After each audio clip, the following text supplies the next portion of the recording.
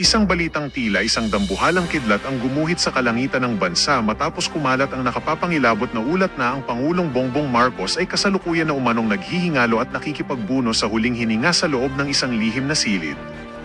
Ayon sa mga impormasyong ating nasagap mula sa mga pinakalihim na operatiba sa loob ng Malacanang, ang bawat pasilyo ng palasyo ay nyanig ng nakakangilong takot habang ang mga presidential guards ay hindi na magkandamayaw at binabahan na ng malamig na pawis sa tindi ng kaba.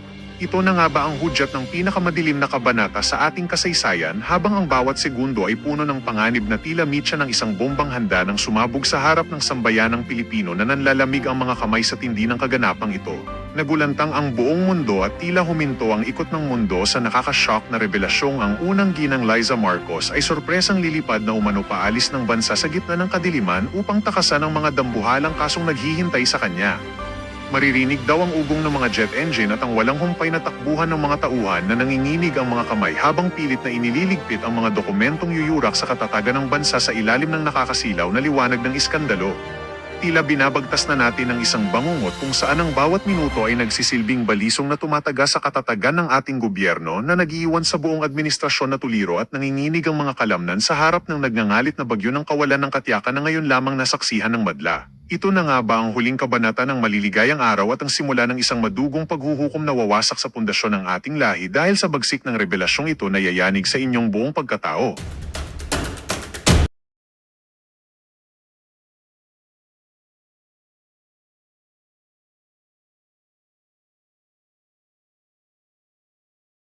Kasi ginagamit mo yung title mo as undersecretary. At may meeting ka, sinabi mo sumama ka sa meeting, nag-advise ka, nagsalita ka using your title as undersecretary in your official capacity. Meaning, gamit na gamit mo ang office ng DBM. Di ba? Kahit magtanong ka sa mga lawyers mo, mali yung ginawa mong pasikreto ka, inamin mo naman doon, sa thesis letter mo, na in-invite, sabi mo doon, in-invite ka ni Browner. You're talking to Melody, di ba? In-invite ako o ni-request ako ng asawa mo. Yun ang sabi mo. So, malinaw pa sa sikat ng araw yun. Pwede ka nga kasuhan doon eh. I hope someone, pero syempre, baka tapan-tapanin lang nila. Dapat talaga, kung matino ang gobyerno, pwede nang matanggal si Gurami. Dahil namamangkasa sa dalawang institusyon. Di ba? Meron, pwede siyang kasuhan kanina. Ano yun? Pwede siyang kasuhan ng administrative offense, grave misconduct, and conduct prejudicial to public interest. Okay? Dahil ang interest, hindi nga natin alam. Kaya nga tinatanong kita, nung una, kasi hindi ko pa alam na nag-drive para ako ni Browner, kaya kina-question ko kung totoo na pumupunta ka sa opisina ni Browner, anong meron doon? Breastfeeding program? Pwede mo naman gawin yun eh. Di ba? Mag-invite ka ng mga nanay, breastfeeding program kayo. Yun yung sinasabi ko, mga kababayan. Tinatanong ko lang, hindi ko sinabi na may relasyon kayo. I'm just questioning you bilang kritiko, bilang mamamayang Pilipino, at ikaw bilang isang taong gobyerno na inappoint na sumusweldo sa kaban ng bayan. So anong gusto nyo? Hindi na kami magsasalita. Tama nga si Leviste, parang nasa na tayo? Si Leandro Leviste. Diba? De facto martial law na ang ginagawa ninyo. Nasa budget department ka na eh. Pwede kami magtanong, ano kaya ang pinagkukwentuhan nila? Maliban doon sa strategies na yun, maraming pwedeng papasok sa isipan ng tao. Hindi kaya ginagamit ni Browner si Gurami para i-push, kunyari, sa mga budget later on, dagdagan or what? This was 2025 ba ito? So, ini-influensyahan niya kaya si Gurami para kausapin si Pangandaman, baka naman, mga ganyan-ganyan, di ba? Pwedeng ganun. Maraming pwedeng pumasok maraming pwedeng isipin na kung pumupunta ka doon sa opisina ni Browner, which is inamin mo nga. Diba? Inamin niya eh. So yun, mga kababayan. So kinuwento niya doon sa common friend namin na kausapin si Marlica kasi may cancer daw siya, ganyan-ganyan. I don't know, control, baka drama-drama lang. Kaya nga naawa ako. Sabi ko, sis, okay lang. Sabi ko, hindi naman siya, hindi naman siya kalaban ng bayan na main na kalaban ng bayan. Sabi ko na gano'n, sili Satanas naman. Oh, ito pa, bigla ko naalala. Humingi ka, according to our common friend, sabi mo, gagawin mo ang lahat. Lalapit ka kay Lee Satanas para matulungan ka sa hinaharap mo kay Melody. O Melody, alam mo na, gagawa daw siya ng paraan, lalapit siya kay Lee Satanas para, restbackan ka. Yun yung nakarating sa akin. Para tulungan ka na malinis daw yung pangalan nitong si Gurami. Okay? So, ang question ko sa'yo, Gurami, si Lee Satanas din ba ang nag-influensya sa'yo to file a case against me? Fabricated case yan. Fabricated crime yan. Kasi wala ako nakatira dyan, hindi yan tatanggapin ng piskalya, ng NBI kung walang address. Pero syempre, magaling si Lee Satanas dyan. So yun. Ini-analyze ko kung ano pa yung mga pinag-usapan namin ng common friend din. Ayun, sinabi mo nga na ayaw kang tigilan ni Melody at tinatawag kang pokpok. Lahat na lang to ano-ano mga pinagsasabi nito ni Melody sa'yo dahil galit na galit. Kaya, kaya nga dumating, nag-end up din siguro ito si Melody na nagparetoke. Ayan, di ba? Ang dami dating issue. Nagparetoke. Kaya, yan. Nahuli ka. Umamin ka sa common friend natin na nahuli kayo na nasa loob ng kotse. Kaya nga sabi ko, sis, malabo niya malusutan yan. Kasi kukunin lang yan ng babae, yung CCTV. At may mga doon, may mga witness doon na nandoon ka sa loob ng kotse. Tama ba yun? Saang anggulo? Paano mo ilulusot yan? Mismo na nakalagay, mismo sa dito. Balikan natin. Okay? Basahin ko lang yung part na yun, Okay? Here we go. Okay, basahin ko lang yung part na yun. Oh. Dami naman to. Kanang testimony to.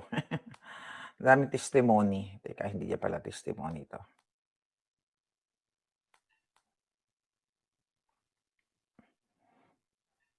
Hindi, ito na lang. Dito pala.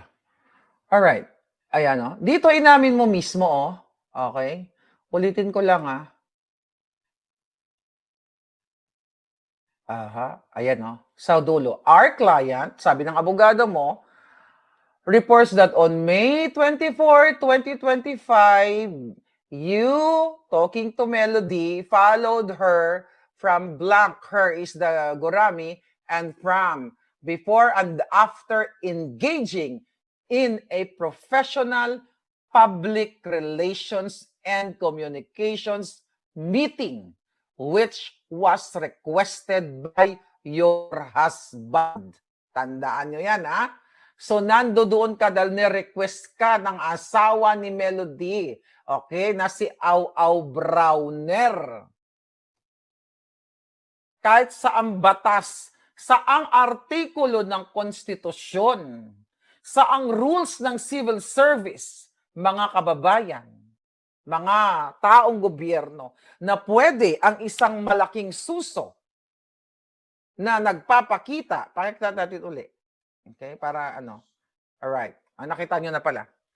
Na, siguro dahil nilalagay mo sa Facebook mo yung suso, yung mga gurangtot, naglalaway. Gumaganon. Suso yun, ganyan. Di ba? Siguro ganon. Inihahain mo Di ba? Inihahain mo yung sarili mo sa social media, pinapakita mo. And now, umamin ka sa common friends na nakiusap ka na tigilan kita kasi may cancer ka. Mabait naman ako. Sa second vlog ko, inadvisean kita. Sabi ko, don't engage with that kind of, circumstansya ng buhay mo. Kaya nga sabi ko sa conference ako, malabo yan. Paano mo ididepensa yan? DBM Undersecretary ka, nandoon ka sa AFP, hindi ka pwedeng hindi ka pwedeng, Gurami, hindi mo kayang idepensa yan. Kahit this is letter, pwede kang Melody, kasuhan mo yan. Pareho kayo, magkasuhan kayo. Kasi may laban ka dyan. Kasi may mga CCTV dyan sa sa AFP. Hindi ba maganda yung boses ko? Nagbirit kasi ako kagabi. Hmm. So yun. Project Papaya, sabi ni Ronan. Di ba? Anyone? Hindi mo pwede pagtanggol yan. Hindi ka ba kontento sa sinisweldo mo sa DBM? Hindi ka ba kontento sa Mustang mo? Ayan, questionable yan. Magkano lang ang sweldo ng mga ASEC noon? Kung pwede nga imbestigahan ka, nananawagan tayo. I hope someone there in the Philippines, ayan, i-report yan. Kaya lang, ombudsman, wala naman tayong kakampi dyan, sila. Saan mo nakuha yung Mustang mo? Dati karag-karag lang naman daw yung sasakyan mo, ngayon nakamustang ka na. At yun nga yung question, umamin ka sa friend namin, pinasakay mo si Aw-Aw sa sasakyan. Matino bang babae? Hindi mo pa sasakayin yun. Galit na nga sa yung asawa, papasakayin mo pa. Diba? At saka AFP chief yan. Hindi naman yan ordinaryong tao na naglandian lang kayo. Wala naman tayong pakialam kung maglandian kayo, di ba? Kaso nasa gobyerno kayo, hawak nyo pa ang pondo ng pera ng bayan. Sabi ni Dance, ma'am, social media sex strategist. Sabi niya, possible, di ba? Yun. Wala naman sinasabi si Marlica dito kung puro katotohanan. I was questioning you. Totoo ba na pumupunta ka? Totoo naman. Paano mo didepensa kayo niyan kay Melody? Kaya galit na galit naman si Melody. Okay? Tama ba yon? Yun yung sa akin, mga kababayan. Di ba? Pang ilang kaso na yan? Pang 1 million won? Pang 1 million na yun. Kasi ganun ang gagawin nila. Ganun ang bangag administration. Kapag nag-criticize ka, patatahimikin ka, tatakutin ka nila. But not Maharlika. Diba? Tina-challenge ko yung amo mo eh. Isama mo na si Bangag at saka si Lisa Tanas mag-file ng case. Yaan. O, paano mo didepensa yan? O baka awayin mo yung common friends natin.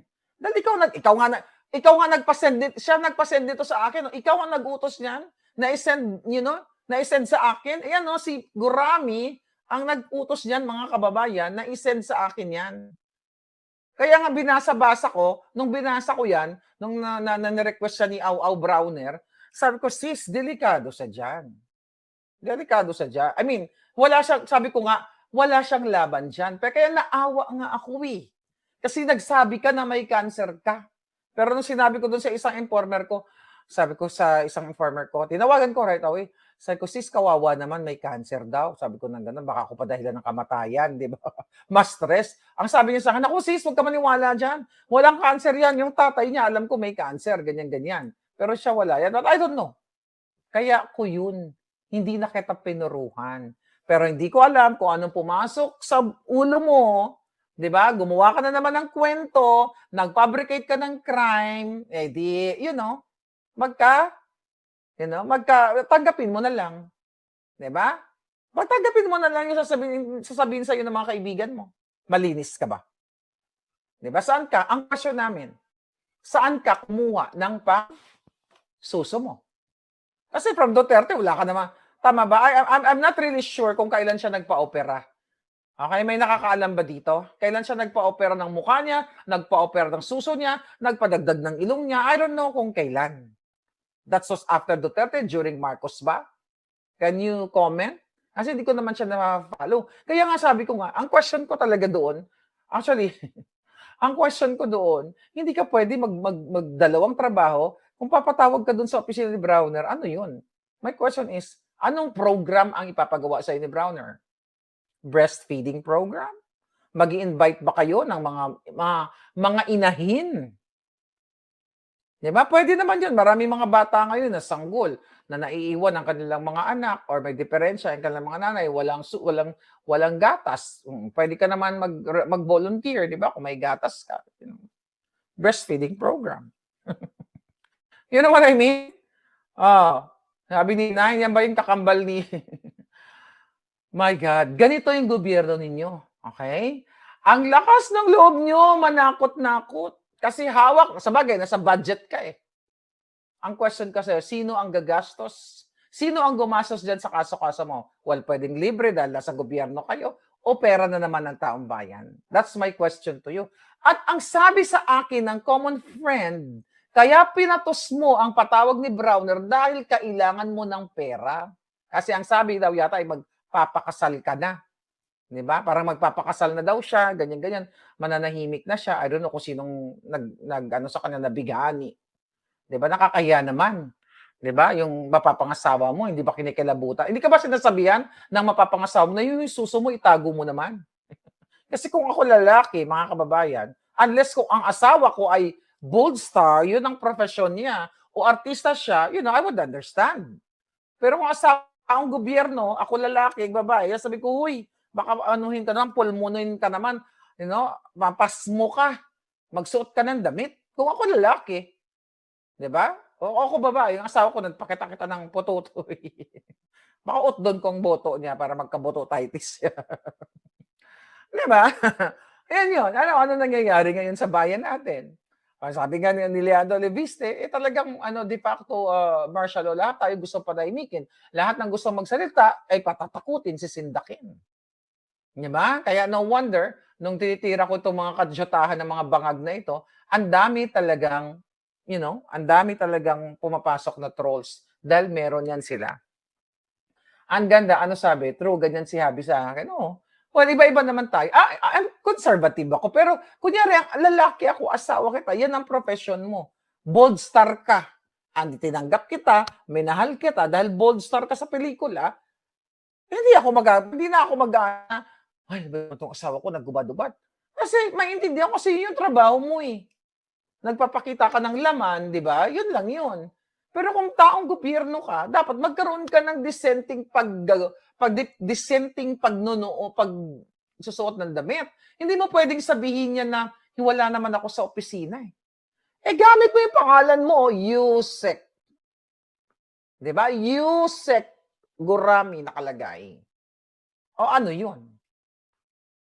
Diba? Tama ba yun? Susotitis, sabi ni Russell. Susotitis, mga kababayan, yun, iniisip ko, ano ba yun? Hindi naman masyado matagal pag-uusap namin ng friend ko. Basta talagang pinukpuk-puk daw talaga yung yung sasakyan niya, yung Mustang niya. Baka naman sobrang puti ko dyan. Pinukpuk-puk. Lumabas ka dyan. Nag-skandalo daw talaga ito si Melody. Para daw asa. Tapos, finally, di ba, pinag-ano-ano pa daw.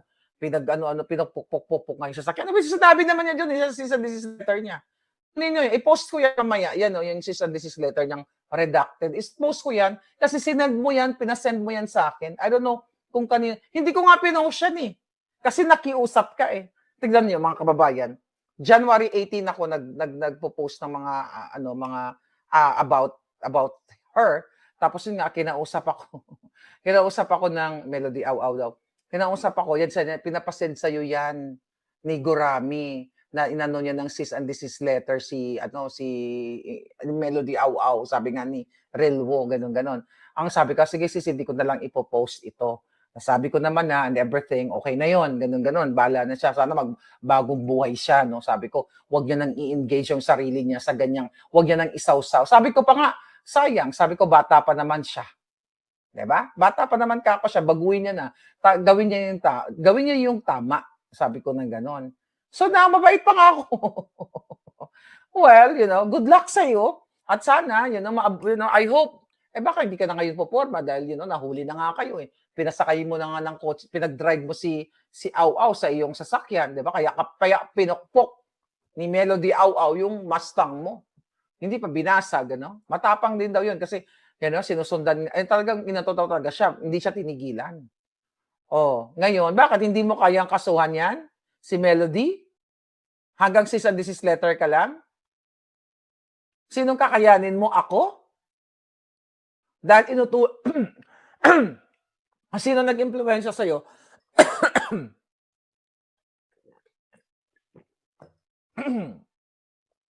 Di ba? Sabi ni Dance, baka sex and the sex order. Ang galing mo. Possible. Hindi ba makaisip na mga ganyan? Gumawa kayo ng mga librong ganyan. Yung mga pamphlet lang na ganyan. Yung mga pinagsasabi ko. Benta natin, no? Malay mo. Gawin mo kaya din sa vocabulary ko. Gumawa ka ng libro. Dapat lang sundan dahil kabit si Gurami at nakikinabang sa pera ng bayan, sabi ni Russell Aesthetics. Eh yun nga daw, kaya nga teka, baka nag-message. Ang question nga natin dito, mga kababayan, okay? Oh, ito, merong bago ha.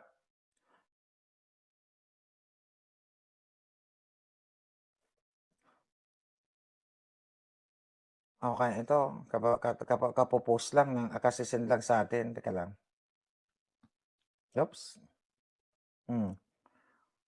Ang sabi ay, lang. Okay. So, sa AFP ladies, alam ito. Correct. Ganyan ang leadership. Ang AFP, sabi dito sa comment, sariling asawa niloloko. Paano pa dapat pagkakatiwalaan? Tapos sabi dito, so sa AFP, okay. Kalat na yan, ma'am. Si Madam B din kasi kung kanino kinakwento. Sino si Madam B? Okay, B baka brown na. So anyway, kalat na raw yan sa AFP. Sa tama yung nag-comment, ay nag-send sa atin na palangga. Paano mo pagkakatiwalaan ang AFP na mismo doon mayroon na kaguluhan? At bakit Browner, ang question ko sa'yo, bakit mo pinatawag si Gurami sa opisina mo? Alam mo na nasa DBM na siya. Bakit mo siya pinapatawag? For communication, what? Para sa mga trolls? Kasi communication daw on social media strategist. Kahit saan nyo titigan ng anggulo, kahit saan nyo hanapin sa batas o sa artikulo ng konstitusyon, hindi po pwedeng dalawa ang pagpapasweldo kay Gurami o kung kanino pa man. Di ba? So yun. Kaya ang gagawin nila, mga palangga, kasuhan na lang tayo ng kasuhan para tumahimik na lang tayo. Wala na magsasalita.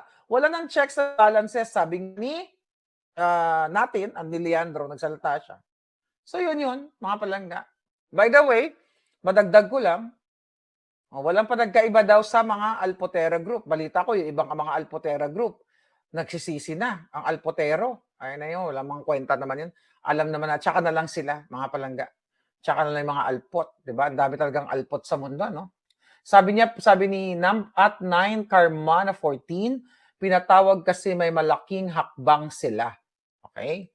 Yes, tanim kaso, sabi ni Real Wu. Ang mahirap sa gobyerno, kayo gumagawa ng kaputahan, sabi niya, bawal kaya iyon, sabi ni Joanne Pantoja. Exactly. Okay? Yes. Vance Vlog, yeah. Kawawa.